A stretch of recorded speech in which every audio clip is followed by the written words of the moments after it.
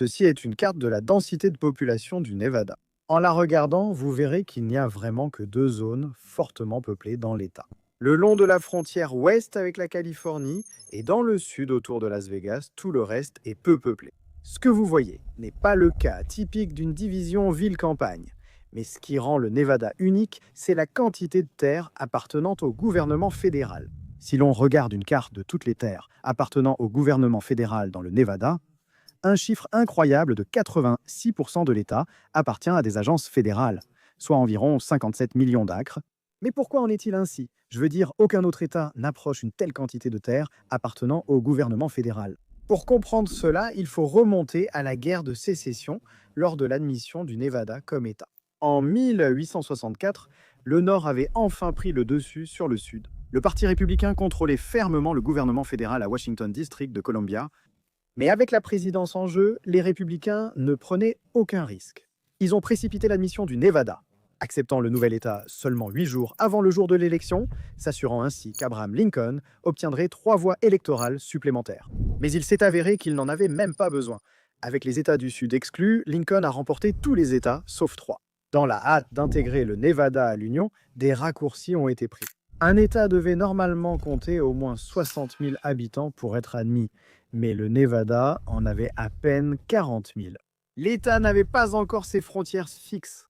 Le coin sud du Nevada, y compris ce qui deviendrait plus tard Las Vegas, n'a été ajouté que plus tard. La constitution de l'État était le produit d'une convention précipitée à Carson City. Et au lieu d'envoyer un coursier avec une copie à Washington par chemin de fer, ils l'ont envoyé en code Morse par télégramme. Bien que la constitution du Nevada comportait une disposition spécifique importante à laquelle le Congrès tenait absolument. Ils l'ont intégré dans la loi fédérale autorisant le Nevada à demander le statut d'État, avec une clause de non-responsabilité sur les terres fédérales. En essence, l'État du Nevada a accepté d'emblée que l'État ne revendiquerait aucun droit de propriété sur les terres situées à l'intérieur de ses propres frontières. Les terres non revendiquées resteraient liées propriété du gouvernement fédéral. Avec plus de temps, les délégués à la Convention du Nevada auraient peut-être reconsidéré cet engagement. La plupart des États admis auparavant n'avaient rien de tel dans leur loi. Ils pouvaient revendiquer et revendre ou développer les terres vacantes de leur juridiction. Le Nevada a renoncé à ce pouvoir lors de son entrée dans l'Union. Seuls quelques États de l'Ouest ont fait cette promesse. Pourquoi le Congrès a insisté sur ces conditions n'est pas tout à fait clair. Certains pensant que cela visait à régler les différends sur les titres fonciers restants après la guerre américano-mexicaine, lorsque les États-Unis ont pris la majeure partie du Sud-Ouest, dont la Californie, l'Arizona, le Nouveau-Mexique et le Nevada. En cas de doute, le gouvernement fédéral était propriétaire. Un petit lobby en faveur de la conservation de la nature existait aussi. Le système des parcs nationaux ne se développera réellement que 30 ans plus tard, sous le président Teddy Roosevelt. Le gouvernement fédéral commençait à réserver des terres pittoresques pour les préserver à l'état sauvage. Le président Lincoln a signé une loi pour préserver des terres en Californie, devenue plus tard le parc national de Yosemite. Une autre explication était que le gouvernement fédéral voulait garantir la poursuite de sa pratique préférée de l'homestead dans le Nevada. Les lois sur l'homestead autorisaient la division des terres de l'Ouest en lots de 160 ou 320 acres que les colons pouvaient occuper et acheter à faible coût. Cela favorisait la création de petites fermes indépendantes, que les nordistes ont préférées aux grandes plantations du Sud. L'homestead a grandement contribué à la colonisation des Grandes Plaines, et beaucoup de nordistes souhaitaient que cette tradition continue à l'Ouest. L'esclavage a sans doute influencé leurs réflexions. Les nordistes avaient des avis divers sur les droits civiques, et rares étaient ceux favorables à l'égalité pour les descendants d'esclaves africains. Mais les nordistes n'avaient aucun intérêt à maintenir le système sudiste des plantations de 1000 acres exploités par le travail des esclaves. Le Sud était en difficulté, mais les confédérés n'étaient pas vaincus et l'avenir de l'esclavage restait incertain. Les dirigeants du Nord souhaitaient que le Nevada soit composé de petites fermes, rendant l'esclavage à grande échelle économiquement impossible.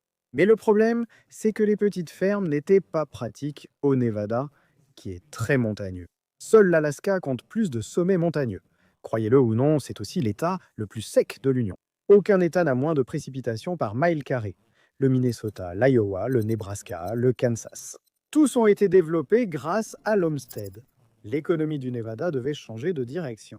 Cultiver les cultures commerciales habituelles dans cette région du pays, maïs, blé, soja, n'était tout simplement pas faisable au Nevada. Ce qui était faisable, c'était l'élevage, élever du bétail, des moutons et des porcs. Dans la mesure où il y a eu de l'agriculture dans un endroit comme le Nevada, cela devait forcément concerner les animaux, pas les plantes. La luzerne, principale culture commerciale du Nevada, nourrit les animaux mais consomme beaucoup d'eau. Un ranch prospère occupe beaucoup plus de terre que ce que prévoyaient les Homestead Acts. Le bétail a besoin d'espace pour paître. Un ranch moyen aux États-Unis fait plus de 400 acres, et avec son climat aride, un troupeau de bétail au Nevada aurait besoin de encore plus d'espace pour paître. Le Nevada s'est aussi avéré riche en or et argent.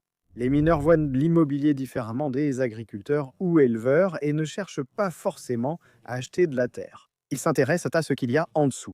Au lieu de céder des terres à de nombreux fermiers, le gouvernement fédéral a loué, prospecté, accordé des droits miniers aux mineurs et vendu quelques parcelles à des éleveurs. L'exploitation minière dépend de la chance. Une veine riche en minerais peut valoir une fortune, mais il y a beaucoup d'endroits prometteurs qui ne donnent rien. Comme on dit, même lorsque vous trouvez des minéraux précieux, le gisement ne dure pas toujours très longtemps. Une veine d'or ou d'argent peut s'épuiser en quelques années et rendre son découvreur riche, mais laissant les employés de la mine chercher ailleurs.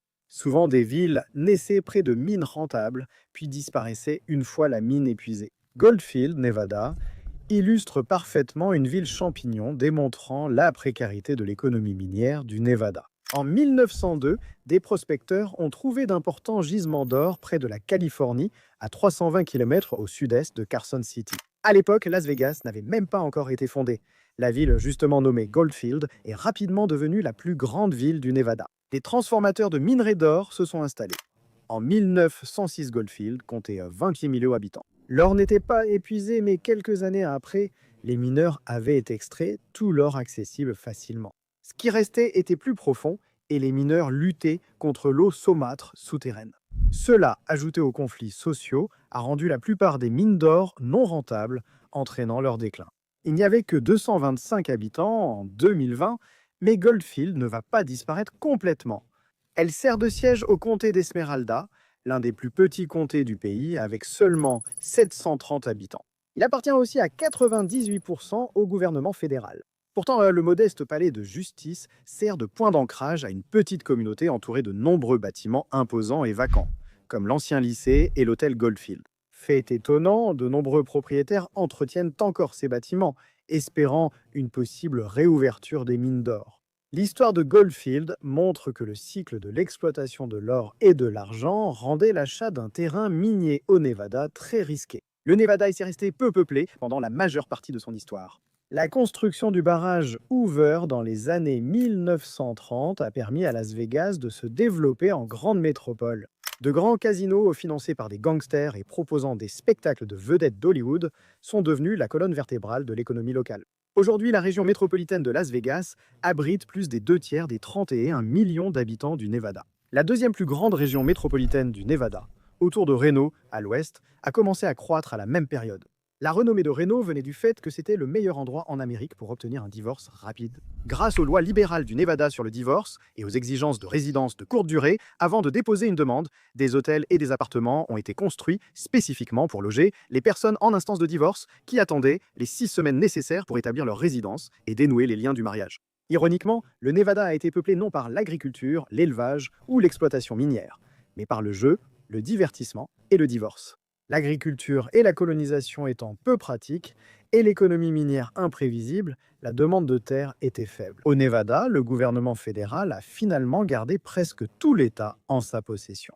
Que fait donc Washington de tous ces biens immobiliers? Différentes agences postent des terres pour diverses raisons. Certaines sont dédiées à la conservation et aux loisirs. Le Nevada est principalement aride, semi-désertique, parsemé d'herbes et d'arbustes, mais il y a suffisamment de précipitations pour permettre la présence de forêts de pins dans certaines vallées entre les montagnes. Les forêts nationales de Toyab et d'Humboldt conservent des parcelles dispersées dans l'État, protégeant ces zones boisées importantes. Le Nevada comprend le parc national du Grand Bassin et une partie de la vallée de la Mort. Les visiteurs peuvent parcourir les déserts arides et les montagnes boisées du Nevada. Le terrain est, comme vous pouvez l'imaginer, rude mais magnifique. Toute cette terre sèche, vide et inhabitée est idéale pour faire exploser des choses ou faire voler des engins susceptibles de s'écraser. Ce qui a fait du Nevada un site de choix pour l'entraînement et les essais militaires. L'armée exploite un dépôt de munitions à Hawthorne, où elle stocke des armes pour toutes les forces armées. L'armée de l'air possède deux installations, toutes deux près de Las Vegas. La base aérienne de Creech est près de Indian Springs, à 32 km au nord-ouest de la ville, tandis que la base de Nellis est à la frontière nord-est de la ville du Péché. La marine a sa base d'entraînement aérien à Fallon, à 80 km à l'est de Reno. Depuis 1996, la base aérienne navale de Fallon accueille l'école d'armes de chasse de la marine, appelée Top Gun. Avec de nombreux stagiaires testant des manœuvres risquées et apprenant à utiliser divers missiles, les déserts du Nevada sont idéaux pour cet entraînement. Mais l'utilisation la plus spectaculaire des terres fédérales du Nevada, ou la plus effrayante, selon la façon dont on la voit, est peut-être encore à venir. Elle s'est déroulée sur le site d'essai du Nevada, au nord de Las Vegas, dans les années 1950 et au début des années 1960. Le gouvernement fédéral testait des armes nucléaires. Ici, les jours d'essai, les habitants de Las Vegas et les touristes pouvaient sortir et être témoins de la puissance de la bombe à hydrogène de leurs propres yeux. Un spectacle mémorable, éclair éblouissant, explosion puissante, champignons atomiques. Ils étaient tous à l'abri de l'explosion, mais risquaient plus tard d'être exposés aux retombées nucléaires. Les traités d'essai ont ensuite imposé des tests nucléaires souterrains, rendant le spectacle bien moins impressionnant. Mais la plupart des terres appartenant au gouvernement fédéral sont gérées par le Bureau de gestion du territoire, ou Bureau de gestion du territoire pour faire court, qu'on pourrait probablement décrire comme le département des terres. On ne sait pas quoi en faire, ils n'ont peut-être pas les biens immobiliers les plus précieux, mais le Bureau de gestion du territoire reste le grand propriétaire foncier. Sur 57 millions d'acres de terres de fédéral au Nevada, le département de la Défense n'en contrôle que 60 000 acres. Le service des parcs nationaux détient près de 80 000 acres. Le service de la pêche et de la faune détient 23 millions d'acres, contre 57 millions pour le service des forêts. Le Bureau de gestion du territoire possède ainsi 47 millions d'acres de biens immobiliers rien qu'au Nevada. Le Bureau de gestion du territoire n'est pas l'organisme le plus apprécié au Nevada, ni dans l'Ouest. Ils ont été accusés de mauvaise gestion des chevaux sauvages, de priver les éleveurs de pâturage et de freiner le développement économique. Mais le Bureau de gestion du territoire n'est pas seul responsable. Le Congrès lui a donné une mission contradictoire, équilibrer conservation et utilisation. La priorité de l'un ou de l'autre dépendra de l'administration en place. Donc les choses ont tendance à changer fréquemment. La majorité des terres sont des broussailles, des déserts ou semi-déserts avec quelques armoises. La terre n'est pas forcément si précieuse pour la conservation. En termes d'utilisation économique, la principale valeur est celle de pâturage. Le Bureau de gestion du territoire gagne un peu d'argent en louant des droits de pâturage aux éleveurs locaux. Ces permis de pâturage sont essentiels pour les éleveurs du Nevada, qui ne possèdent en moins pas toujours beaucoup de terres. Ils détiennent seulement quelques parcelles près des points d'eau et dépendent des permis fédéraux pour faire paître leurs troupeaux. Le Bureau de gestion du territoire verse aussi des paiements en lieu de taxes, aux gouvernements locaux pour compenser les évaluations foncières que recevraient les comtés si la terre était privée. Il est possible de faire vendre des terres par le Bureau de gestion du territoire, mais pour cela, une entreprise privée ou un particulier doit déposer une demande auprès du Bureau de gestion du territoire. Pour organiser une vente aux enchères, un processus complexe, les responsables locaux risquent de s'y opposer. Quand la terre est vendue, ils perdent l'argent garanti du paiement en lieu de taxes, ce qui motive peu les futurs propriétaires à déposer une demande. Vous pouvez dépenser beaucoup de temps et d'argent juste pour voir quelqu'un d'autre prendre le terrain convoité. Beaucoup restent insatisfaits de ces arrangements, les éleveurs pensant que les frais de pâturage sont trop élevés et que les restrictions de pâturage sont trop strictes. Les écologistes soutiennent que trop de troupeaux envahissent les habitats naturels. Les mineurs déplorent la difficulté d'obtenir des permis pour prospecter et ouvrir des mines. Les randonneurs et amateurs de loisirs veulent plus de terres dédiées à la détente. À la fin des années 1970, l'administration Carter a voulu réserver plus de terres du Bureau de gestion du territoire à la conservation et à la faune. Cela a provoqué une opposition des éleveurs et mineurs, culminant avec la révolte du sagebrush. Les rebelles demandaient au gouvernement fédéral de vendre des terres pour le pâturage ou l'exploitation minière. Ils ont même reconstruit des routes pour développer des parcelles que le Bureau de gestion du territoire considérait comme zones sauvages. Les agents fédéraux ont été harcelés. L'État du Nevada a envisagé d'adopter une législation pour libérer des terres non fédérales, ce qu'il n'est normalement pas censé faire selon sa propre constitution d'État. Plus tard, l'administration Reagan a pris le parti des rebelles sagebrush. Elle a annulé les zones sauvages et rouvert les terres au pâturage et à la prospection. Cependant, la législation pour vendre les terres fédérales a été bloquée au Congrès, laissant chacun plus ou moins au même point. On peut se demander si vendre toutes ces terres d'un coup est vraiment pratique pour le gouvernement fédéral. Même s'ils essayèrent, beaucoup de ces terres resteraient probablement sans preneur. Les bureaucrates fédéraux préfèrent tout garder les terres plus longtemps que nécessaire. Agir ainsi signifie que le bureau de gestion des terres conserve son importance et que ses employés gardent leur emploi. Le bureau de gestion des terres me pose de sérieux problèmes en périphérie de Las Vegas. La métropole en expansion est entourée de terres fédérales, majoritairement gérées par le bureau de gestion des terres. Les terrains pour le développement commercial ou la construction de nouvelles habitations commencent à se faire rares. Pour que Las Vegas poursuive son expansion, le bureau de gestion des terres devra sans doute céder certains de ses terrains prochainement. Cependant, il reste à voir si cela se produira réellement. Alors, qui sait ce qui arrivera ensuite? Merci d'avoir regardé et je vous dis à la prochaine.